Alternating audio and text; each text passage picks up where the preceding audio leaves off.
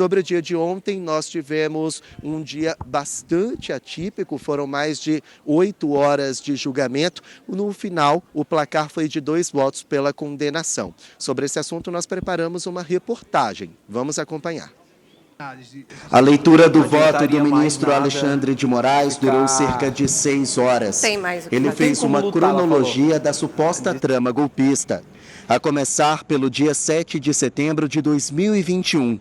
No entendimento de Moraes, durante o desfile da Independência, o então presidente Bolsonaro desferiu ataques ao STF e a ministros do Supremo, já com intenções golpistas. Depois, ainda segundo o ministro, Bolsonaro continuou com ataques nas redes sociais. Para Moraes, isso fazia parte do esquema. Veja o que diz na live, veja o que diz o réu Jair Messias Bolsonaro se dirigindo ao réu Augusto Heleno. Nas andanças por aí, eu vejo brilhar os olhos do ministro Augusto Heleno, para ver a sua pátria tomada pelas cores verdes e amarelas. E tem gente incomodada com isso, quer destruir isso, usando as armas da democracia. O povo não vai permitir isso. E digo a vocês que o meu exército é o povo brasileiro. Onde as Forças Armadas não acolheram o chamamento do povo, o povo perdeu sua liberdade. No Brasil, toda vez que as Forças Armadas acolheram o chamamento de um grupo político que se diz representante do povo, nós tivemos um golpe, um estado de exceção, uma ditadura. Alexandre de Moraes também lembrou de provas que foram colhidas pela Polícia Federal e as exibiu durante o voto. Foi o caso de uma agenda encontrada com o ex-ministro do GSI, Augusto Heleno. Nela havia anotações do que seria a suposta trama. Não é razoável achar normal um general do Exército, general 4 estrelas, ministro do GSI, ter uma agenda com anotações golpistas, ter uma agenda preparando a execução de atos para deslegitimar as eleições, para deslegitimar o poder judiciário e para se perpetuar no poder. Eu não consigo, ministro Flávio, entender como alguém pode achar normal, numa democracia, em pleno século XXI, uma agenda golpista. O ministro também deu um parecer sobre como os réus agiam e lembrou de uma reunião ministerial feita em julho de 2022, onde Augusto Heleno se comprometeu. Na mesma reunião, Jair Bolsonaro fala em guerra, Anderson Torres diz que está preparando um grupo, uma equipe da Polícia Federal para atuar mais incisivamente. Paulo Sérgio diz que está na linha de frente com os inimigos e Augusto Heleno diz que se tiver que dar soco na mesa é antes das eleições. Nós vamos ter que agir contra determinadas instituições e contra determinadas pessoas. Isso para mim é muito claro, diz Augusto Heleno. Tudo isso constou onde, ministro Flávio, depois? Na minuta do golpe.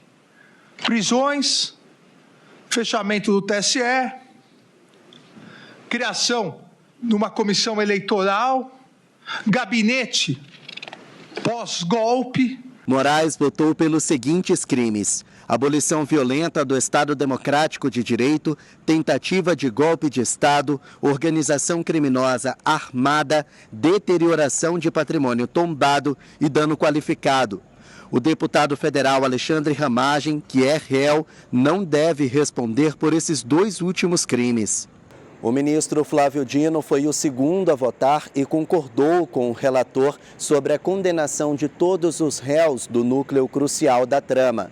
Mas, no entendimento dele, Paulo Sérgio Nogueira, ex-ministro da Defesa, Alexandre Ramagem, ex-diretor da ABIN e atual deputado federal, e Augusto Heleno, ex-ministro do Gabinete de Segurança Institucional, tiveram uma participação menos exponencial na suposta trama. E por isso, lá na frente, deve haver divergência de morais sobre a dosimetria da pena desses 3 réus. O placar de 2-0 causou revolta na oposição. O que nós queremos é que os representantes legítimos do povo, eleitos, exerçam o seu papel ao voto. Nós não estamos pedindo para que se aprove a anistia. Nós estamos pedindo para que o plenário, que custa caro... A perícia que foi feita não foi sequer ainda sobre o que denunciou o Tagliaferro. A perícia, um parecer técnico, está aqui, um parecer técnico, exame documentoscópico digital. Quem solicitou foi um jornalista com coragem, David Agape, e foi feito por 2 renomados peritos, Reginaldo Tirotti e Jaqueline Tirotti. O que diz essa perícia? Confirma que a sentença dada por Alexandre de Moraes foi redigida após, 6 dias após a sentença ter sido dada, com data retroativa, portanto. A sentença foi produzida 6 dias depois e lançada como se tivesse sido feita no dia que ele tomou a decisão. Bom, a família Bolsonaro se agarra nessa denúncia do ex-assessor de Alexandre de Moraes, o Tagliaferro, sobre uma possível fraude processual e pede, então, ao próprio Supremo Tribunal Federal que esse julgamento seja adiado até que todas essas circunstâncias sejam comprovadas por essa perícia dita pelo senador Flávio Bolsonaro. Isso não deve acontecer, o STF não deve suspender esse julgamento, que já está praticamente na reta final, já está no finalzinho, então a expectativa é que não haja nenhuma suspensão e que a família Bolsonaro não tenha esse pedido atendido pelo Supremo Tribunal Federal, mas isso é um assunto que ainda vai ser levado lá para frente, a denúncia do Tagliaferro, todas as denúncias que ele fez durante o Senado Federal em uma audiência pública ainda vão ser muito utilizadas não só pela família Bolsonaro, mas pelos aliados políticos do ex-presidente. Luiz, Rose. Pois é, Igor, vamos acompanhar. O ministro falou aí em normalidade, não é como achar normal as ações. Tem muita coisa que não está normal aqui no Brasil, isso a gente pode ter certeza, ministro. Quer ficar por dentro de todas as informações e da programação da Crítica? Faz o seguinte, se inscreve no nosso canal e ativa as notificações para não perder nada. Até o próximo. Tchau!